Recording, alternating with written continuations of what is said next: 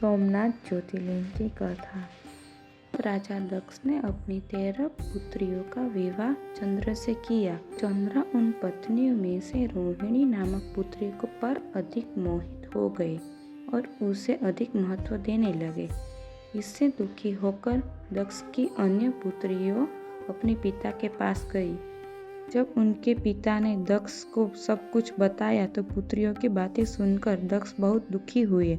फिर भी उन्होंने अपने मन को शांत किया और चंद्र के पास आकर उन्होंने प्रेम पूर्वक समझाने लगे, लेकिन चंद्र पर कोई प्रभाव नहीं। इसलिए दक्ष दुखी होकर चंद्र को श्राप देने लगे और कहने लगे, हे चंद्र, तुमने मेरी आज्ञा का उल्लंघन किया है, इसलिए तुम तपेदिक की रोगी हो गए और चंद्र तपेदिक के कारण दुर्लभ हो गए। उनके कारण हर जगह शोक का माहौल छा गया। इस कारण देवता और ऋषि दुखी हो गए और ब्रह्मा जी के पास जाकर उन्होंने समाधान बताने का अनुरोध किया।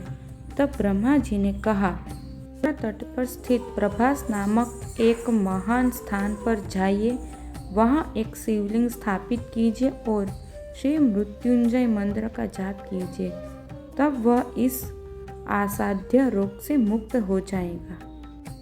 ब्रह्मा के सुझाव पर चंद्र प्रभास तीर्थ स्थल गए और वहाँ एक ज्योतिर्लिंग स्थापित किया। उन्होंने महामृत्युंजय मंत्र का जाप किया और शिव की आराधना, प्रार्थना और स्तुति करने लगे। जब शिव प्रसन्न हुए और उन्होंने वरदान मांगने को कहा, हे देवों के देव महादेव, आपको क्या नहीं पता, मुझ पर दया कीजिए, मेरे अपराध के लिए मुझे क्षमा कीजिए, मेरे इस तपेदिक रूप को दूर कीजिए। तब शिव ने कहा, हे चंद्र, आपकी कला एक तरफ से क्षीण होकर दूसरी तरफ से फिर से फैल जाएगी। यह कहकर शिव वहाँ प्रकट हुए और तीनों लोकों में सोमेश्वर के नाम से प्रसिद्ध हुए। वहाँ देवताओं द्वारा निर्मित एक जल कुंड है जिसका नाम चंद्र कुंड है। जो भी इस जल कुंड में स्नान करता है उसके सभी पाप धुल जाते हैं और वह रोगों से मुक्त हो जाते हैं।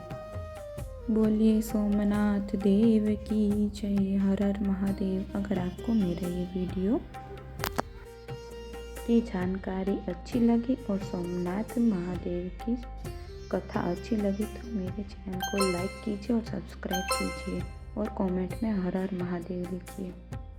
मिलते हैं पार्ट 2 में।